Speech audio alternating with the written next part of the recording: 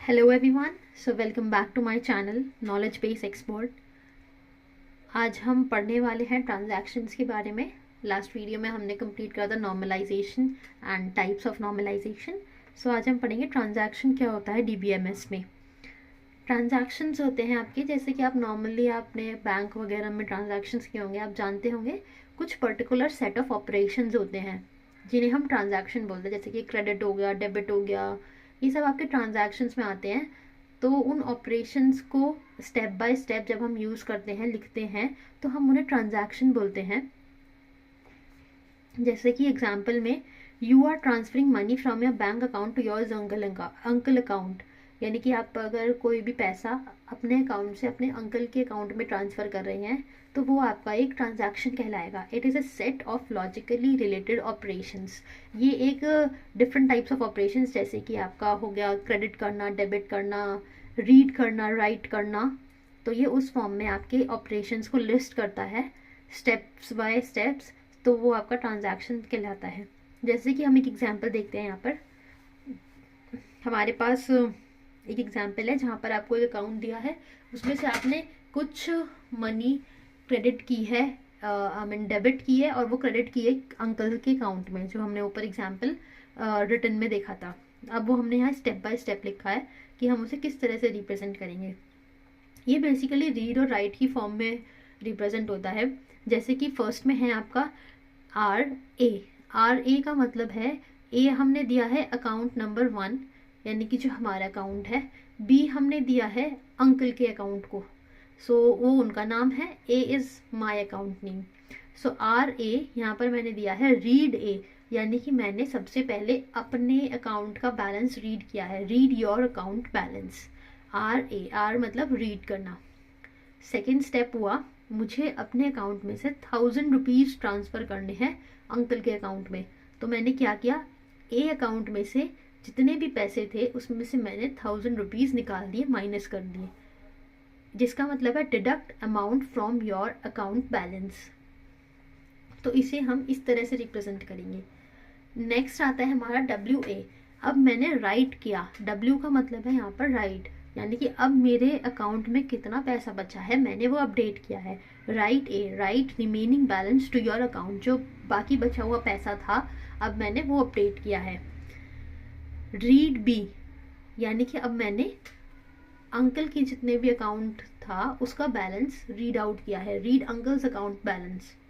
अब मैंने b equals to B plus 1000, अब जो मैंने 1000 रुपीज़ ए अकाउंट से निकाले थे वो मैंने बी अकाउंट में डाल दिए हैं, तो मैंने यहाँ एडिशन कर दिया है, add amount to his balance. Uncle के अकाउंट के अंदर 1000 रुपीज़ डाल दिए हैं, यानी कि उसके बैलेंस, उन बैलेंस में हमने 1000 रुपीज़ ऐड और कर दिए हैं। राइट बी, अब मैंने अंकल का अकाउंट अपडेट कर दिया है, write new updated balance to his account. उनके अकाउंट में अब जो भी नया बैलेंस है अब वो अपडेट हो गया है। तो ये रीड और राइट का यहाँ पर क्या मीनिंग है, जैसे आप एसक्यूएल पढ़ेंगे और यहाँ पर डीबीएमएस में जो उसकी क्वेरी लैंग्वेज है डीबीएमएस को रिप्रेजेंट करने की कंप्यूटर पे, तो वो आपके उसमें बहुत सारे फीचर्स होते हैं, जैसे कि सिलेक्ट करना, अपडेट करना, डिलीट करना। तो रीड का मतलब होता है कि आपने कुछ डेटा, पर्टिकुलर डेटा आपने फेच आउट किया, रीड किया, सिलेक्ट किया, तो वो आप सिलेक्ट की फॉर्म में निकालते हो।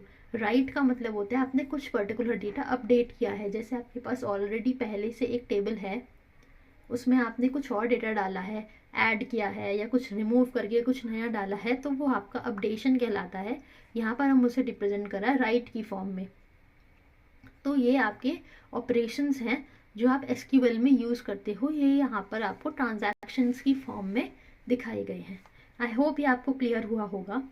लेकिन कई बार हमें ट्रांजैक्शन करते हुए, यानी कि ये पूरा का पूरा प्रोसेस करते हुए, ऑपरेशंस लगाते हुए कहीं ना कहीं प्रॉब्लम भी आ जाती है।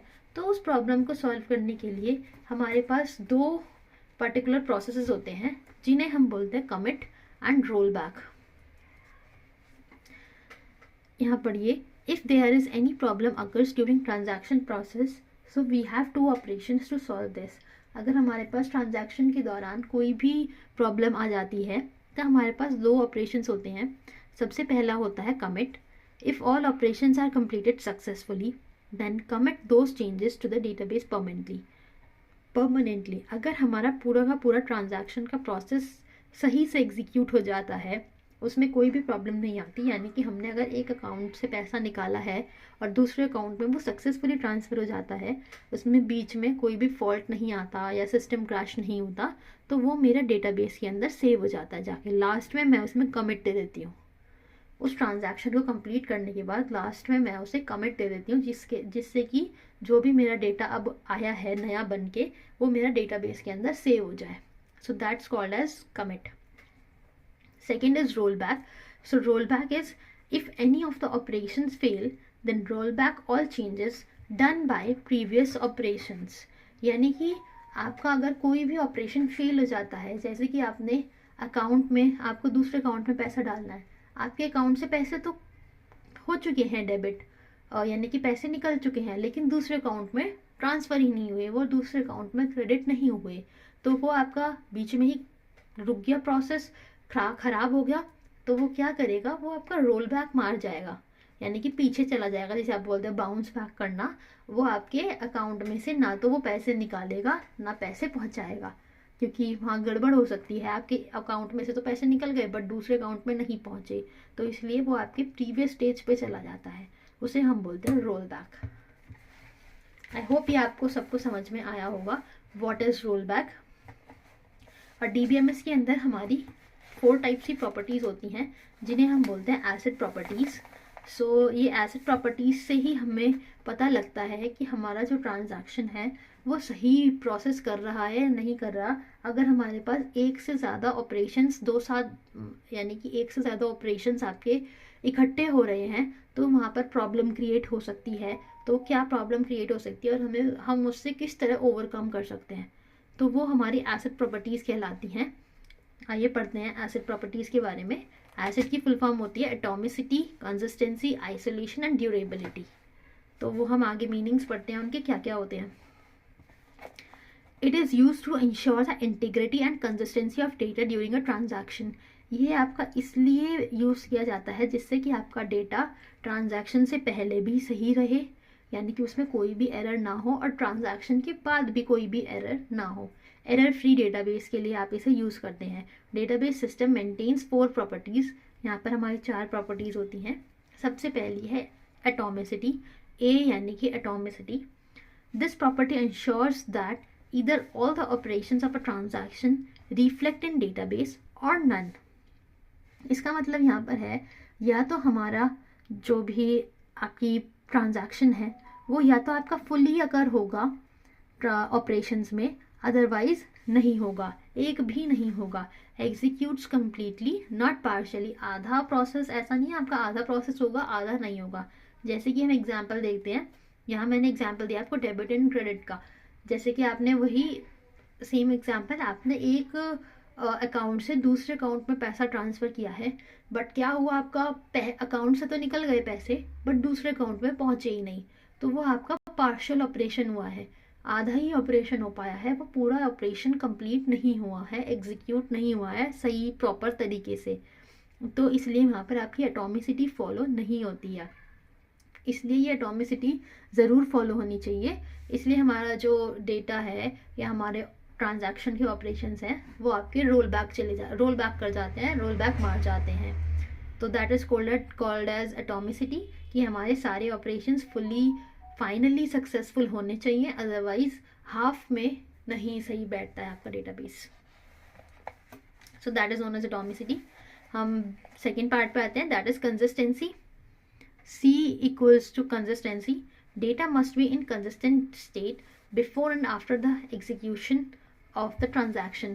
यानी कि हमारे डेटा में किसी भी प्रकार का कोई भी एरर नहीं होना चाहिए, ना ही ट्रांजैक्शन करने से पहले ना ही ट्रांजैक्शन करने के बाद. अगर कोई भी एरर अकर होता है तो आपका डेटा रोल बैक हो जाएगा वहीं से. Example, transferring $10 from A to B. Suppose हमने ए अकाउंट से बी अकाउंट में $10 ट्रांसफ़र करे. हमारे पास ट्रांजैक्शन से पहले ए अकाउंट में था $2, बी अकाउंट में थे $5. अगर हम दोनों का सम देखें तो हमारे पास से टोटल $7. हमने जब ट्रांजैक्शन किया, यानी कि हमने ए से बी में $10 पहुंचाए, तो ए में बचे $1, बी में बचे $6. अगर इन दोनों का एडिशन करो तो हमारे पास बचे $7. तो आप देख सकते हैं कि ट्रांजैक्शन से पहले भी हमारी डेटाबेस में यही डेटा था और ट्रांजैक्शन के बाद भी हमारे डेटाबेस में सेम डेटा है। So that is known as consistency, यानी कि आपके डेटाबेस में कोई भी एरर ना आना। आपने ट्रांजैक्शन करी है बट आपके डेटाबेस में चेंजेस नहीं आए हैं। So this is called as consistency. I hope ये आपको सबको क्लियर हुआ होगा। अब हम आते हैं आइसोलेशन पे। I is isolation.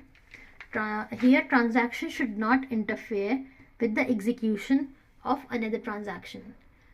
यानी कि इसका मतलब है आपका, अगर आपके एक से ज़्यादा ऑपरेशंस हैं और वो 2 ऑपरेशंस आपके इकट्ठे ही एग्जीक्यूट हो रहे हैं, तो वो आपके डेटाबेस को कंसिस्टेंट और इंटीग्रिटी नहीं बनाएंगे आपके डेटाबेस में।